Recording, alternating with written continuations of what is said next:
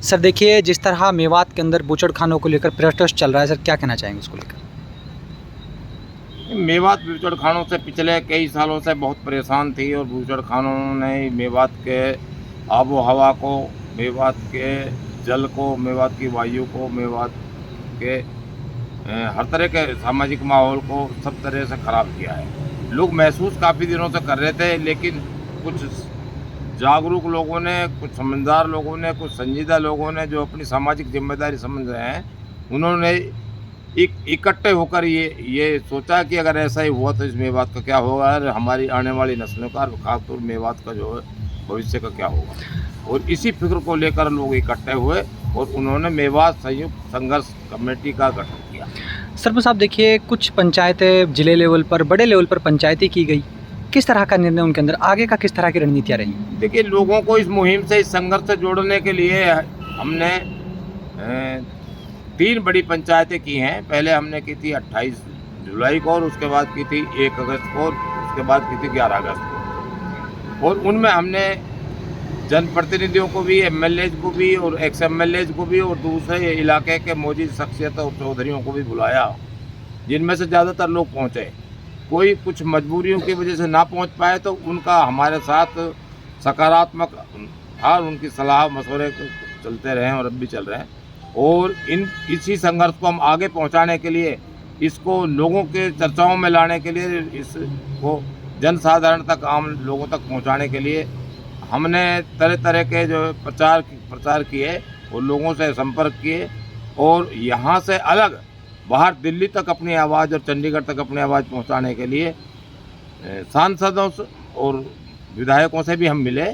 और हमारा ये प्रयास है कि हरियाणा ही नहीं बल्कि राजस्थान तक हम अपनी बात को पहुंचाएं और तब ये प्रभावशाली ढंग से जब हमारी सारी बातें सब जगह पहुंच जाएंगी, उसके बाद इसको सिलसिलेवार, इसको कानूनी ढंग से भी, प्रशासनिक ढंग से भी, सरकारी स्तर पर भी और सामाजिक स्तर पर भी व्यापक आंदोलन का रूप दें। सर साहब, एक तरफ देखा जाए अदर स्टेटों से जो बूचड़खाने हैं उनको मेवात में लाया जा रहा है। अगर सरकार की बात कर ले तो सरकार मेवात की ना एजुकेशन पे ध्यान देती है, ना डेवलपमेंट पे ध्यान देती है, ना रोज़गार पर ध्यान देती है। फिर मेवात को लेकर किस तरह कहते हैं कि मेवात में विकास हो? देखिए, इसी फिक्र को देखते हुए, इसी जो भी कुछ हमारे साथ गुजरा उस सब को देखते हुए ही यह आंदोलन, संघर्ष की शुरुआत हुई है।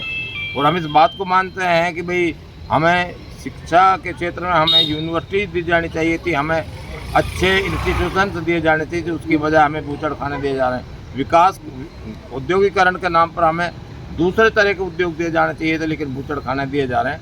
और ये हमारे साथ हमारे विकास का एक विपरीत दिशा की तरफ ले जाने की बजाय की तरफ ये कोशिश हो रही है और हमारे विनाश की जड़ तैयार की जा रही है।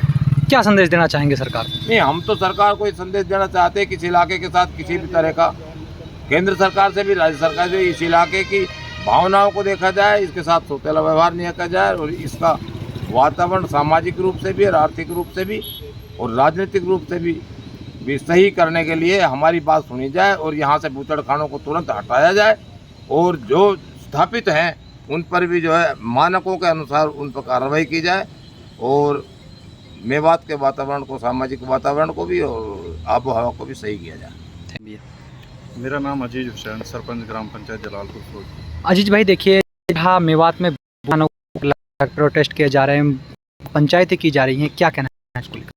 मेवात में अभी जो हमारा एक संयुक्त संघर्ष समिति जो बूचड़खानों के खिलाफ एक मुहिम चल रही है, समिति अभी एक जनजागरूक प्रोग्राम मेवात चला रखा है।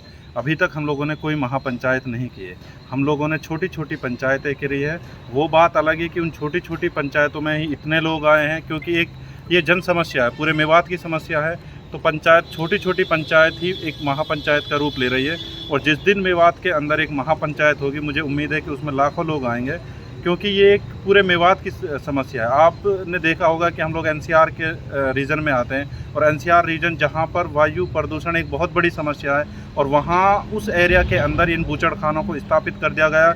एक एक पंचायत के अंदर 8-8 स्लॉटर हाउस बन रहे हैं। अब एक पंचायत में अगर एक स्लॉटर हाउस होता है तो उससे भी आसपास के जो 10-12 गांव होते हैं वो अफेक्ट होते हैं, उनके अंदर बदबू फैल जाती है, उनके अंदर जल प्रदूषण, वायु प्रदूषण का संकट हो रहा है। यहाँ पर और उसी को लेके हम लोग ये लगातार एक जन जागरूकता अभियान चला रहे हैं। पॉलिटिकल लेवल पर भी चला रहे हैं, सामाजिक लेवल पर भी चला रहे हैं, लीडर से भी मिल रहे हैं और जो लोकसभा के सांसद हैं उनसे भी मिल रहे हैं, राज्यसभा सांसदों से भी मिल रहे हैं, हमारे जो विधायक हैं उन सब से भी हम लोग मिल रहे हैं। अभी विधानसभा स्तर शुरू होने वाला है, उसमें भी हमें उम्मीद है कि हमारे यहाँ के स्थानीय विधायक हैं वो ज़ोर शोर से इस आवाज़ को उठाएंगे और मेवात की आवाज़ विधानसभा में गूंजेगी बूचड़खानों के खिलाफ। अजीज भाई देखिए, बूचड़खानों को लेकर क्या आपने कोई ज्ञापन वगैरह कलेक्टर साहब को या फिर अपने हरियाणा सरकार को, क्या है फिर हम केंद्र सरकार को बात करें तो क्या कहेंगे? हम लोगों ने बूचड़खानों के खिलाफ जो 1 तारीख को ज्ञापन दिया था उसमें हम लोगों ने सीएम के नाम, माननीय प्रधानमंत्री के नाम, माननीय हरियाणा इन्वायरमेंट मिनिस्टर के नाम, केंद्र सरकार के इन्वायरमेंट मिनिस्टर के नाम और उसके साथ साथ माननीय सीजीआई के नाम भी दिया था और माननीय हाई कोर्ट के जो चीफ जस्टिस है उनके नाम पर भी हम लोगों ने ज्ञापन दिया। उसके अलावा हम लोगों ने मीटिंग की थी, हमारे जो इन्वायरमेंट मिनिस्टर हैं श्री राव नरवीर जी, उनको भी हमने ज्ञापन दिया था, उपायुक्त महोदय को भी ज्ञापन दिया था। उसके अलावा हम लोग हमारे जो यहाँ स्थानीय सांसद हैं माननीय राव इंद्रजीत जी, उनको भी हम लोगों ने ज्ञापन दिया है। उसके बाद हम लोग हमारे जो प्रिंसिपल चीफ सेक्रेटरी है सीएम साहब के माननीय श्री खुल्लर साहब, उनसे भी हम लोग मिले हैं, उनको भी ज्ञापन दिया है। तो जहाँ जहाँ पर भी ये हम लोगों को लग रहा है कि यहाँ से हमारा समाधान हो सकता है, हम उस हर दरवाजे तक पहुँच रहे हैं और हर दरवाजे पर अपनी पीड़ा को रख रहे हैं कि ये हमारे मेवात की समस्या है और हमें उम्मीद है कि बहुत जल्द ही इसका समाधान होगा।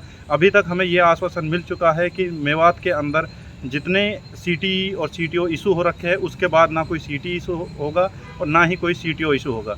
बट ये धरातल पर कब अमली जामा इसका पहनाया जाएगा, उसके लिए हम लोग लड़ाई लड़ रहे हैं कि जो सीटीओ इशू हो चुके हैं उनको भी मेवात से ख़त्म किया जाए, क्योंकि यहाँ पर एक पानी की बहुत बड़ी समस्या है और अभी हमारे यहाँ पर 8 स्लॉटर हाउस चल रहे हैं। उन 8 स्लॉटर हाउस की वजह से ही हम लोगों को पानी का एक बहुत बड़ा संकट महसूस होने लगा है। जो टैंकर पहले 800 रुपये में आता था, आज वो टैंकर पानी का 2-2 हज़ार रुपये में आता है, क्योंकि यहाँ पर ग्राउंड लेवल में स्वीट वाटर नहीं है। जो भी पानी हमारे पहाड़ी एरिया से आ रहा है, उस पहाड़ी एरिया से पानी जो आ रहा है उसको ये स्लॉटर हाउस यूज़ कर रहे हैं और एक जो गाँव में जो पानी हम लोग टैंकरों से डला रहे थे उसमें भी बाहरी कमी दिख रही है। ये हमारा पॉइंट, हर जगह हम लोग इस चीज़ को रख रहे हैं। अगर ये स्लॉटर हाउस मेवात में चलते रहे तो आने वाले 8-10 सालों में मेवात का जो ड्रिंकिंग वाटर है वो ख़त्म हो जाएगा और हम लोगों को यहाँ बहुत बड़ी परेशानी का सामना करना पड़ेगा। Thank you.